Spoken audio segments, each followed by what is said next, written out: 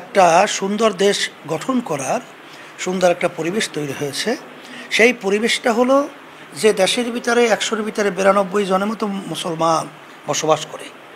সেই দেশের নীতি আদর্শ রাষ্ট্রীয় পর্যায় পর্যন্ত ইসলাম থাকবে, এইটাই হলো বাস্তবতা।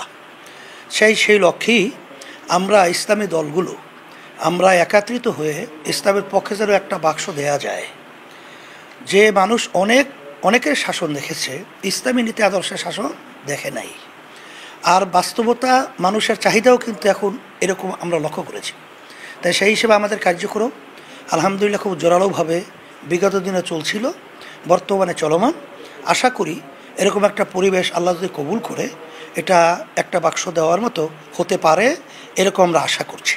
সংস্কারের ব্যাপারটা এটা অত্যন্ত গুরুত্বপূর্ণ, কারণ ফ্যাসিস্ট সরকার ১৫.৫ বছর দেশ পরিচালনা করায় এমন কোনো ক্ষেত্র জায়গা নাই যেখানে তাদের দলীয়করণ এবং অযোগ্য লোকগুলো সেখানে বসিয়ে এই দেশটাকে বিদেশি একটা তাবেদার রাষ্ট্র হিসাবে তারা পরিণত করেছিল এবং তাদের প্রেসক্রিপশন অনুযায়ী দেশটা চলেছিল।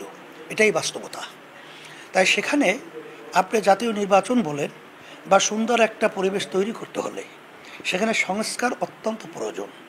এই জন্য আমরা ইসলামী আন্দোলন বাংলাদেশ সহ যারা নাকি দেশপ্রেমিক, ইসলাম প্রেমিক, মানবতা প্রেমিক রয়েছে, আমরা বারবার বলেছি যৌক্তিক এবং যেখানে না করলেই না এরকম সংস্কারগুলো খুবই প্রয়োজন।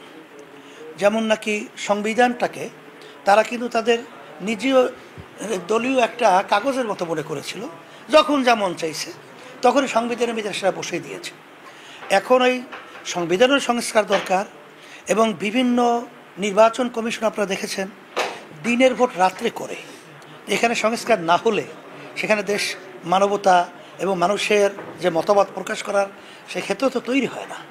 প্রশাসনের ভিতরে আমরা দেখেছি এরকম আমাদের বাংলাদেশের উদীয়মান এবং তাদের ভবিষ্যৎ মেধাবী ছেলেগুলোকে এবং হাফেজ এবং আলেমদেরকে, সাধারণ মানুষদেরকে যেভাবে অন্যায়ভাবে পাখির মতো গুলি করে হত্যা করে যেই প্রশাসন বা যারাই, এখানে সংস্কার অত্যন্ত জরুরি।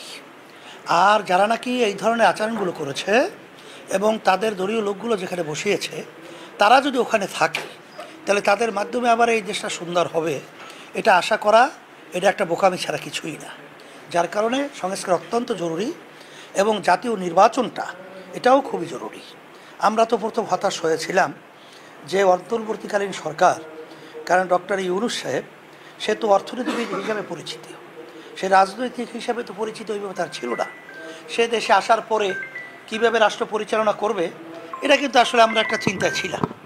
তা যাই হোক, এখন আমরা যেটা লক্ষ্য করেছি যে আসলে ডাক্তার ইউনূস সাহেব আমার যতটুকু মনে হয় দেশপ্রেমিক মনে হচ্ছে এবং দেশের কল্যাণের জন্য এখন পর্যন্ত তার পদক্ষেপগুলো আমরা লক্ষ্য করেছি। এটা আমাদের বাংলাদেশের এবং রাজনৈতিক দল হিসাবে তার সহযোগিতা করা দেশের কল্যাণের জন্যে, মানবতার কল্যাণের জন্যে, এটা আমরা দায়িত্ব কর্তব্য বলে আমরা মনে করছি। আসলে বাস্তবতা হলো যারা আসলে সংস্কারের দায়িত্ব পালন করছে তারা কিন্তু আমাদের চেয়ে ভালো বলতে পারবে যে আসলে কতদিন সময়টা দরকার। সেখানে আমাদের বর্তমান অন্তর্বর্তীকালীন সরকারের প্রধান সে যখন বলছে এই সময়ের ভিতরে সম্ভব, তো এটা আমরা মনে করি সম্ভব। তারপরেও যদি কিছু সময় আরও বাড়তি কমতি প্রয়োজন হয়, এটা আমরা খুব খারাপ বা এটা খুব দেশের জন্য অকল্যাণ, এটা আমরা মনে করছি না। কারণ ফ্যাসিস্ট সরকার যে তারা অভ্যুত্থানের মাধ্যমে পালালো, তারা তো 5 বছরের ম্যান্ডেট নিজেরা তৈরি করে তারা তো সংসদে বসেছিল, তখন তো আমাদের তাড়াহুড়োটা কী ছিল।